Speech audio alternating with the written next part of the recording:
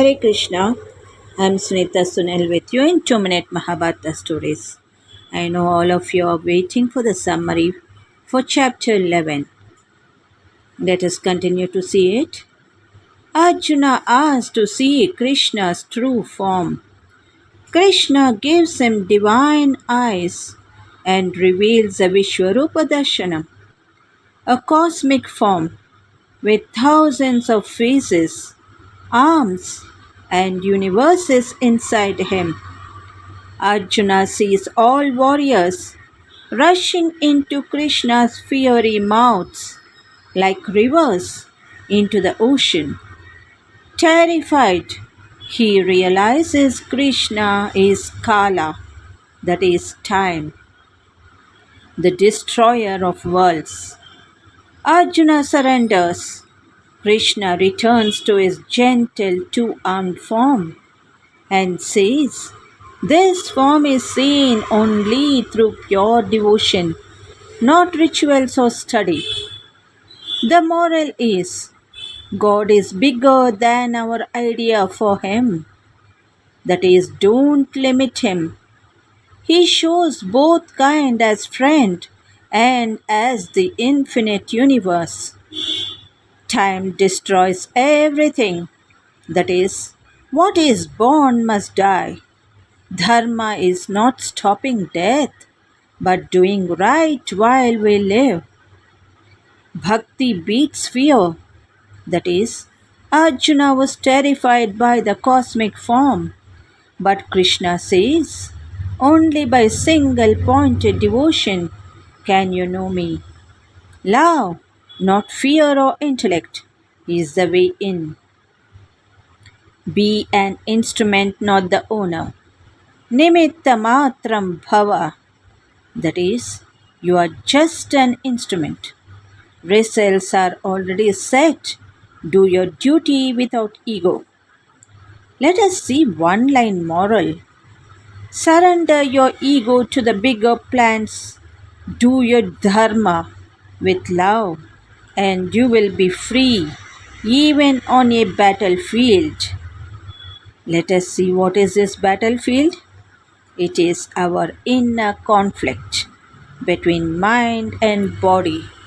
Yes, let us continue about this in our next episode. Thank you. Good day to all of you. Krishna ಶ್ರೀಮದ್ ಭಗವದ್ಗೀತೆ ಅಧ್ಯಾಯ 11.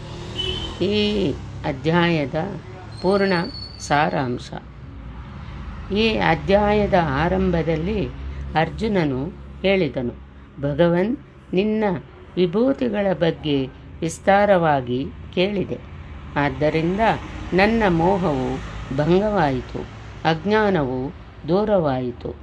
ಆದರೆ ನೀವೇ ತಿಳಿಸಿರುವಿರಿ, ನಾನು ಎಲ್ಲೆಡೆಯಲ್ಲೂ ಇರುವೆನೆಂದು.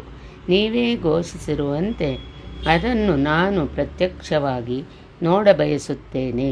ಒಂದು ವೇಳೆ ನನಗೆ ನೋಡಲು ಸಾಮರ್ಥ್ಯವಿರುವುದಾದರೆ ದಯವಿಟ್ಟು ಅದೇ ಸ್ವರೂಪವನ್ನು ತೋರಿಸು. ಅರ್ಜುನನು ಪ್ರಿಯ ಮಿತ್ರನು, ಅನನ್ಯ ಸೇವಿ. ಆದ್ದರಿಂದ ಯೋಗೇಶ್ವರನಾದ ಶ್ರೀಕೃಷ್ಣನು ಮತ್ತಾವ ಮಾತನ್ನೂ ಆಡದೆ ತನ್ನ ವಿಶ್ವರೂಪವನ್ನು ತೋರಲಾರಂಭಿಸಿದನು. ನೋಡು, ನನ್ನೊಳಗೆಯೇ ಇರುವ ಸಪ್ತರ್ಷಿಗಳನ್ನು, ಅವರಿಗಿಂತಲೂ ಹಿಂದಿದ್ದ ಋಷಿಗಳನ್ನೂ ನೋಡು. ಬ್ರಹ್ಮ, ವಿಷ್ಣು ಇವರನ್ನು ನೋಡು. ಎಲ್ಲೆಡೆಯಲ್ಲೂ ವ್ಯಾಪಿಸಿಕೊಂಡಿರುವ ನನ್ನ ತೇಜಸ್ಸು ನೋಡು. ನನ್ನ ಶರೀರದ ಒಂದು ಮೂಲೆಯಲ್ಲಿರುವ ಒಂದು ಸ್ಥಾನದಲ್ಲಿ ನಿಂತು ಈ ಚರಾಚರ ಜಗತ್ತನ್ನು ನೋಡು. ಅರ್ಜುನನು ಕಣ್ಣು ತಿಕ್ಕಿಕೊಂಡು ನೋಡುತ್ತಲೇ ಇದ್ದುದನ್ನು ಇದೇ ರೀತಿಯಲ್ಲಿ ಯೋಗೇಶ್ವರನಾದ ಕೃಷ್ಣನು 2-3 ಶ್ಲೋಕಗಳವರೆಗೆ ಎಡೆಬಿಡದೆ ತೋರುತ್ತಾ ಹೋದನು. ಆದರೆ ಅರ್ಜುನನಿಗೆ ಮಾತ್ರ ಯಾವುದೊಂದು ಕಾಣಲಿಲ್ಲ. ಎಲ್ಲ ವಿಭೂತಿಗಳು ಆಗಲೂ ಶ್ರೀ ಯೋಗೇಶ್ವರನಲ್ಲಿ ಇದ್ದವು. ಆದರೆ ಅರ್ಜುನನಿಗೆ ಮಾತ್ರ ಆತನು ಓರ್ವ ಸಾಮಾನ್ಯ ವ್ಯಕ್ತಿಯಂತೆಯೇ ಕಂಡನು. ಅದನ್ನು ಇದೇ ರೀತಿ ತೋರುತ್ತಾ ಯೋಗೇಶ್ವರನಾದ ಶ್ರೀಕೃಷ್ಣನು ತಟ್ಟನೆ ಸುಮ್ಮನಾಗುವನು. ಆಮೇಲೆ ಹೇಳುವನು, ಅರ್ಜುನ, ನೀನು ಈ ಕಣ್ಣುಗಳಿಂದ ನನ್ನನ್ನು ನೋಡಲಾರೆ, ನಿನ್ನ ಬುದ್ಧಿಯಿಂದ ಪರೀಕ್ಷಿಸಲು ಸಹ ಆಗದು. ಆದ್ದರಿಂದ ನೀನು ನನ್ನೀ ರೂಪವನ್ನು ನೋಡುವಂತಹ ದೃಷ್ಟಿಯನ್ನು ನಿನಗೆ ನೀಡುವೆ. ಭಗವಂತನು ಎದುರಿಗೆ ನಿಂತಿದ್ದನು. ಅರ್ಜುನನು ನೋಡಿದನು. ಈಗ ನಿಜವಾಗಿಯೂ ನೋಡಿದನು. ನೋಡಿದ ಮೇಲೆ ತನ್ನ ಕ್ಷುಲ್ಲಕ ತಪ್ಪುಗಳ ಬಗ್ಗೆ ಕ್ಷಮೆಯಾಚನೆ ಮಾಡಿದನು. ಆ ತಪ್ಪುಗಳು ನಿಜವಾಗಿ ತಪ್ಪುಗಳಲ್ಲ. ಭಗವನ್, ನಿನ್ನನ್ನು ನಾನು ಕೃಷ್ಣನೆಂದು, ಯಾರದವನೆಂದು, ಗೆಳೆಯನೆಂದು ಸಂಬೋಧಿಸಿರುವೆ. ಅದಕ್ಕಾಗಿ ನಿನ್ನ ಕ್ಷಮೆ ಕೇಳುತ್ತೇನೆ. ಶ್ರೀಕೃಷ್ಣನು ಕ್ಷಮಿಸಿಯೂ ಬಿಟ್ಟನು, ಏಕೆಂದರೆ ಅರ್ಜುನನ ಪ್ರಾರ್ಥನೆಯನ್ನು ಮನ್ನಿಸಿ ಆತನು ಸೌಮ್ಯ ರೂಪವನ್ನು ತಾಳಿದ್ದನು. ಆದ್ದರಿಂದ ಸಮಾಧಾನಗೊಂಡು ಅರ್ಜುನನಿಗೂ ಸಾಂತ್ವನೆ ಇತ್ತನು. ವಸ್ತುತಃ ಕೃಷ್ಣ ಎಂದು ಕರೆದಿದ್ದರೆ ಅದು ತಪ್ಪೇನಲ್ಲ. ಆತನು ಕಪ್ಪಗೆ ಇದ್ದನು, ಬೆಳ್ಳಗಿರಲಿಲ್ಲ. ಹುಟ್ಟಿದ್ದು ಸಹ ಯದುವಂಶವೇ. ಆದ್ದರಿಂದ ಯಾದವ ಎಂದುದರಲ್ಲೂ ತಪ್ಪಿಲ್ಲ. ಅರ್ಜುನನನ್ನು ತಾನೇ ಗೆಳೆಯನೆಂದು ಭಾವಿಸಿರುವಾಗ ಅರ್ಜುನನು ಗೆಳೆಯ ಎಂದು ಕರೆದುದರಲ್ಲಿ ತಪ್ಪೇನಿದೆ? ವಾಸ್ತವವಾಗಿ ಪ್ರತಿಯೋರ್ವ ಸಾಧಕನೂ ಮಹಾಪುರುಷನನ್ನು ಇದೇ ರೀತಿ ತಿಳಿಯುವನು. ಕೆಲವು ಮಂದಿ ಅವರ ರೂಪ ಆಕಾರಗಳನ್ನು ನೋಡಿ ಅದಕ್ಕೆ ತಕ್ಕಂತೆ ಸಂಬೋಧಿಸುವರು. ಕೆಲವರು ಅವರ ಕಸುಬಿಗೆ ತಕ್ಕಂತೆ ಸಂಬೋಧಿಸುವರು. ಕೆಲವು ಮಂದಿ ಅವರನ್ನು ತಮ್ಮ ಸಮವಯಸ್ಕರೆಂದು ತಿಳಿಯುವರು. ಅವರು ಯಥಾರ್ಥ ರೂಪ ಅವರಿಗೆ ತಿಳಿಯದು. ಪರಮಾತ್ಮನ ಅಚಿಂತ್ಯ ಸ್ವರೂಪವೇನೆಂಬುದನ್ನು ಅರ್ಜುನನು ಅರ್ಥ ಮಾಡಿಕೊಂಡನು. ಈತನು ಕರಿಯನೋ ಅಲ್ಲ, ಬಿಳಿಯನೋ ಅಲ್ಲ. ಈತನಿಗೆ ಯಾವ ಕುಲವೂ ಇಲ್ಲ, ವಂಶವೂ ಇಲ್ಲ. ಇವನಾರಿಗೂ ಗೆಳೆಯನೂ ಅಲ್ಲ, ವೈರಿಯೂ ಅಲ್ಲ. ಈತನಿಗೆ ಸಮಾನರಾದವರು ಯಾರೂ ಇಲ್ಲವೆಂದ ಮೇಲೆ ಇವನಿಗೆ ಗೆಳೆಯನಾರು? ಸಮಾನತೆಯಲ್ಲಿ ಇವನು ಅಚಿಂತ್ಯ ಸ್ವರೂಪ.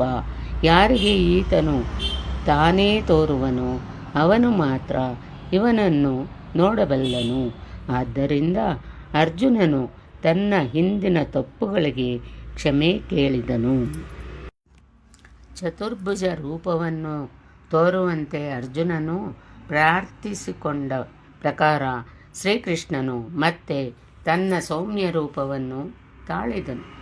ಅರ್ಜುನನೆಂದನು, ಭಗವನ್, ನಿನ್ನೀ ಸೌಮ್ಯ ಮಾನವ ರೂಪವನ್ನು ನೋಡಿ ನಾನು ಪುನಃ ಸಹಜ ಪ್ರಕೃತಿಗೆ ಬಂದಿರುವೆ. ಮನುಷ್ಯ ರೂಪವನ್ನು ತೋರುವಂತೆ ಕೇಳಿದೆ. ಅದೇ ರೀತಿ ಮಾನುಷಂ ರೂಪಂ ತೋರಿದೆ. ವಾಸ್ತವವಾಗಿ ಶಾಶ್ವತದಲ್ಲಿ ಪ್ರವೇಶಿಸಿರುವ ಯೋಗಿಯು ಶರೀರದಿಂದ ಇಲ್ಲಿ ಕುಳಿತಿರುವನು. ಹೊರಗೆ ನೋಡಲು 2 ಕೈಗಳಿಂದ ಕೆಲಸ ಮಾಡುವನು. ಜೊತೆಯಲ್ಲಿ ಅಂತರಾತ್ಮದಿಂದ ಪ್ರೇರಿತನಾಗಿ ಎಲ್ಲಿಂದಲಾಗಲಿ ಯಾವ ಭಾವುಕನು ಸ್ಮರಿಸಿದರೂ ಒಮ್ಮೆಲೇ ಸರ್ವತ್ರವೂ ಆತನ ಹೃದಯದಿಂದ ಜಾಗೃತನಾಗಿ ಪ್ರೇರಕನ ರೂಪದಲ್ಲಿ ಕೆಲಸ ಮಾಡುವನು. ಹಸ್ತಗಳು ಕಾರ್ಯಪ್ರತೀಕ. ಚತುರ್ಭುಜ ಎಂದರೆ ಇದೇ.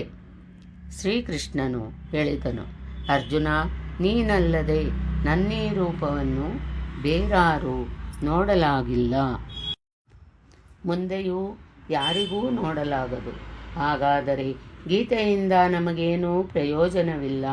ಹಾಗಲ್ಲ. ಯೋಗೇಶ್ವರನಾದ ಶ್ರೀಕೃಷ್ಣನು ಹೇಳುವನು, ಒಂದು ಉಪಾಯ ಉಂಟು. ನನ್ನ ಅನನ್ಯ ಭಕ್ತನಾದವನು ನನ್ನನ್ನು ಬಿಟ್ಟು ಬೇರಾರನ್ನು ಸ್ಮರಿಸದೆ ನಿರಂತರವೂ ನನ್ನ ಚಿಂತನೆಯಲ್ಲೇ ಇರುವಾತನು ತನ್ನ ಅನನ್ಯ ಭಕ್ತಿಯಿಂದ ನನ್ನನ್ನು ನೋಡಲು, ತಾತ್ವಿಕವಾಗಿ ತಿಳಿಯಲು ಹಾಗೂ ನನ್ನಲ್ಲಿ ಸುಲಭವಾಗಿ ಪ್ರವೇಶಿಸಲು ಅರ್ಹನಾಗುವನು. ಅಂದರೆ ಅರ್ಜುನನು ಅನನ್ಯ ಭಕ್ತನು. ಭಕ್ತಿಯನ್ನು ಸಹ ತಿಕ್ಕಿ ತೊಳೆದ ನಂತರ ಅದು ಅನುರಾಗವಾಗುವುದು.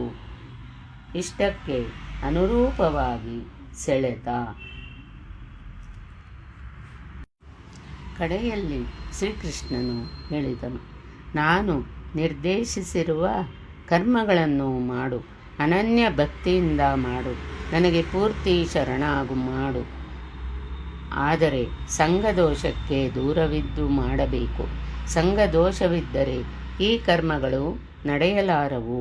ಆದ್ದರಿಂದ ಸಂಘದೋಷವು ಈ ಕರ್ಮವನ್ನು ಸಂಪಾದಿಸಲು ಬಾಧಕವಾದುದು. ಯಾವಾತನು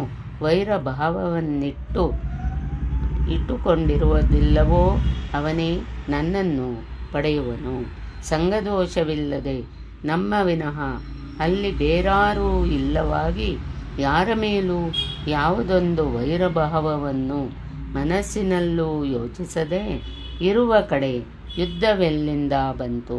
ಅದಕ್ಕೆ ಅವಕಾಶವೇ ಇಲ್ಲ. ಹೊರಗೆ ಪ್ರಪಂಚದಲ್ಲಿ 108 ಜಗಳಗಳು ನಡೆಯುತ್ತಲೇ ಇರುವು. ಆದರೆ ವಿಜಯವೆಂಬುದು ಗೆದ್ದವರಿಗೂ ದೊರೆಯದು. ದುರ್ಜಯವಾದ ಸಂಸಾರವೆಂಬ ಶತ್ರುವನ್ನು ಅಸಂಗತಿ ಎಂಬ ಶಸ್ತ್ರದಿಂದ ತುಂಡು ಮಾಡಿ ಪರಮವನ್ನು ಪ್ರವೇಶಿಸುವುದೇ ವಿಜಯ. ಅದು ಸೋಲೆಂಬುದನ್ನೇ ಕಾಣದು.